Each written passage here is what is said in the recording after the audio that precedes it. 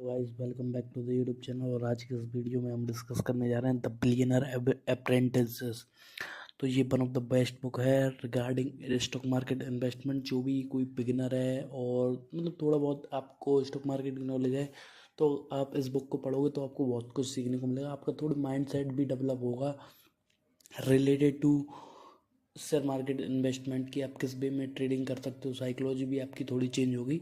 अगर आप इस बुक को डीपली पढ़ना चाहते हो आप प्रॉपर जाके इसको ऑर्डर कर सकते हो, बुक को रीड कर सकते हो। बट मैं आज के इस वीडियो में मैं आपको सिर्फ 10 टेक अवे बताऊँगा जो कि इस बुक की one of the best learning है। ठीक है, और ये आज हमारा डेट 33 है अबाउट शेयर मार्केट, मतलब सॉरी डे 33 है 75 हार्ड डे चैलेंज का एक्सप्लेनिंग बुक समरीज। ठीक है, स्टार्ट करते हैं। ठीक है, तो the first insight is rise and fall. The book explore the rise and fall of galleon group. ठीक है, a hedge fund and it's founder Raj Rajaratnam, okay, providing a cautionary tale about the consequences of financial misconduct. ठीक है, ये इसमें एक galleon group था, उसका hedge fund था जो कैसे ऊपर गया, कैसे नीचे गया, कैसे वो राइज किया था, कैसे फेल हुआ, उसके फेल होने के क्या क्या कारण थे, वो सारी चीज़ें इसमें आपको डीपली में बताई। Second, insider trading scandal. ठीक है, इंसाइडर ट्रेडिंग स्कैंडल किस तरीके से होते हैं आप इस बुक में अगर आप जाओगे तो वैसे आपने बहुत सारे देखे होंगे। जैसे कि कोई भी पर्टिकुलर कंपनी रहती है, अगर कोई इंसाइडर इन्फॉर्मेशन मिल जाती है तो उस पर बेसिस पे ट्रेडिंग करते हैं तो बहुत सारा रुपए कमाते हैं और बहुत सारे लोग इसको करते हैं। और वो कौन लोग करते हैं? जिनके पास बहुत ज़्यादा पैसा है। ठीक है, the biggest groups of means who are having 25,000 crore rupees are doing that. They are the bunch group of pupils who are handling insider information and doing that, and they do in every stocks. हमको लगता है कि insider trading अभी बंद हो चुकी है but वो होती है। ठीक है, central to the narrative is the insider trading scandal that lead to legal consequences for। ठीक है, next the third, network and connection. ठीक है, the story emphasize importance of networking and connection in the finance industry, showcasing how relationship can shape career and impact financial decision. ठीक है, देखो networking, देखो अगर आप फाइनेंशियल फील्ड में कुछ अपना अच्छा करियर बिल्ड करना चाहते हो तो या तो आप खुद के लिए करना चाहते हो, ठीक है, या फिर आप ऐसा एडवाइज़र दूसरे लोगों के लिए काम करना चाहते हो ना, तो प्रॉपर आपके नेटवर्क रहेगा ना, आपका प्रॉपर कनेक्शन फॉर्म होंगे तो आप अच्छे बेसिस पे उसको बहुत बढ़िया लेवल पे उसको ले जा सकते हो। और आपके नेटवर्क के रिगार्डिंग आप एक अच्छी वेल्थ क्रिएट कर सकते हो, आपके अच्छे क्लाइंट होंगे। ठीक है, उसके regarding. Fourth, regulatory oversight. The book develops into the role of regulatory bodies in uncovering financial wrongdoing and maintaining the integrity of the financial market। ठीक है, रेगुलेटरी ओवरसाइट, तो वो रेगुलेटरी जिसकी हमारी इंडिया में ऐसा भी है, रेगुलेटरी इंसाइट के बारे में इसमें बताया गया है। ठीक है, बहुत सारी चीज़ें हैं जिसमें आपको देखने को मिलेगा। ठीक है, जिसकी फिफ्थ, रिस्क एंड रिवार्ड के ऊपर भी थोड़ा हाईलाइट करा गया है। क्योंकि देखो ज़्यादातर लोग क्या रहते हैं कि रिस्क रहता है ना, रिस्क तो वो ले लेते हैं। ठीक है, रिस्क पे वो अपनी जो भी कैपिटल है उस पर वो ट्रेड भी करते हैं। ठीक है, बट जब प्रॉफिट की बात आती है ना, रिवार्ड की, तो वो मतलब छोटा सा अमाउंट भी हो जाए 2,000 5,000 तो उसको लेके निकलने में विश्वास रखते हैं। तो इस कारण से ज़्यादातर ट्रेडर ज़्यादा बड़ा पैसा नहीं निकाल पाते। ठीक है, लीगल वाटल। ठीक है, तो लीगल वाटल ऐसा है कि देखो अगर आप कभी कोई भी केस में फंसते हो, ठीक है, मैं आपको ये नहीं बोल रहा हूँ, मतलब समझ रहे हो ना, proper you should have knowledge. The legal battle and investigation portrait in the book underscore the legal complexity surrounding financial crime and length to which authorities go to ensure justice. देखो अगर आप एक investor हो, अगर आप एक trader हो और अगर आप किसी पर्टिकुलर कंपनी के साथ काम कर रहे हो तो आपको लीगल चीज़ें प्रॉपर पता होना चाहिए कि सामने वाली कंपनी सही है या गलत है। ठीक है, तो आप प्रॉपर उस पर केस भी कर पाओ, प्रॉपर इन्फॉर्मेशन होना चाहिए आपका राइट क्या है।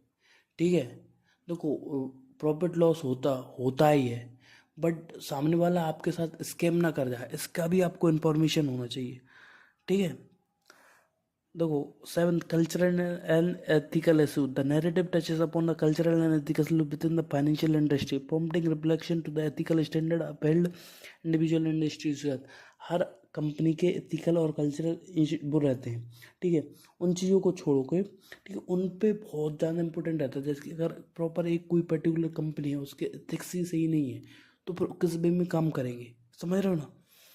Next, eighth, media influence. देखो, मीडिया इन्फ्लुएंस के बारे में आपको बताता हूँ। अगर आप जो भी स्टॉक टीवी में न्यूज़ देखकर, यूट्यूब पर देखकर बाय कर रहे हो ना, तो be aware.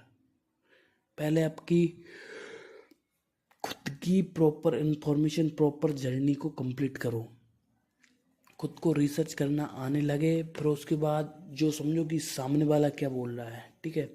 I have seen people who are making good money while doing opposite to the trend।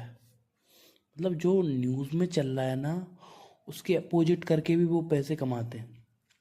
वो मेरे को पता नहीं वो कैसे कमाते हैं, बट उनका एक आइडिया रहता है कि देखो, जब अगर जो कोई स्टॉक हो, कोई भी चीज़ हो, अगर वो न्यूज़ पे हर जगह आपको देखने को मिल रही, हर बंदा आपको एडवाइस कर रहा है ना, तो वो ओवर वैल्यूड हो जाती है। इस चीज़ को समझना पड़ेगा आपको डीप में, बहुत डीप बात है, ठीक है। तो न्यूज़ के बेस पे ट्रेडिंग करना ऐसा है कि अपने पैसों में जानबूझकर आग लगाना, तो इस बात का आपको ध्यान रखना है, ठीक है। नाइन्थ, ग्लोबल फाइनेंशियल लैंडस्केप, ठीक है। The book provide a broader perspective of the global financial help, illustrating how events in one part of the world के हैव फार रीचिंग कंसिक्वेंसेस।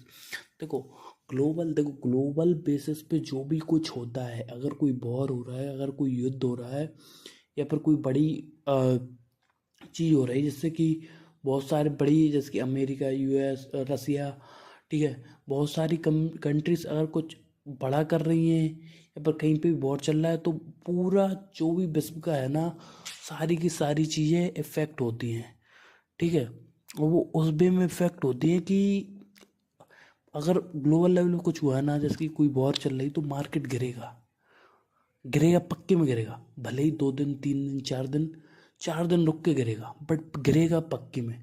तो इस बात को आपको ध्यान रखना है कि ग्लोबल लेवल पे जो चीज़ें हो रही हैं, ग्लोबल लेवल पे वर्ल्ड बैंक क्या कह रहा है, ठीक है, आईएमएफ क्या कह रहा है, तो ये सारी इन्फॉर्मेशन आपको होना चाहिए, ठीक है। जब तक ग्लोबल लेवल की आप इन्फॉर्मेशन नहीं रहोगे कि ग्लोबल मार्केट में क्या चल रहा है, नेस्डैक में क्या चल रहा है, ठीक है, डेक्स में क्या चल रहा है, जापान की मार्केट में क्या चल रहा है, संचय में क्या चल रहा है, ये सारी इन्फॉर्मेशन आपको प्रॉपर होना चाहिए। ग्लोबल मार्केट देखने के बाद ही आप इंडियन मार्केट को देखो, जो इंडियन मार्केट में न्यूज़ चल रही, फिर उसके रिगार्डिंग प्रॉपर स्ट्रेटेजी डेवलप करने के बाद ही आपको काम करना है, ठीक है। और 10th, last but not least, personal sacrifice.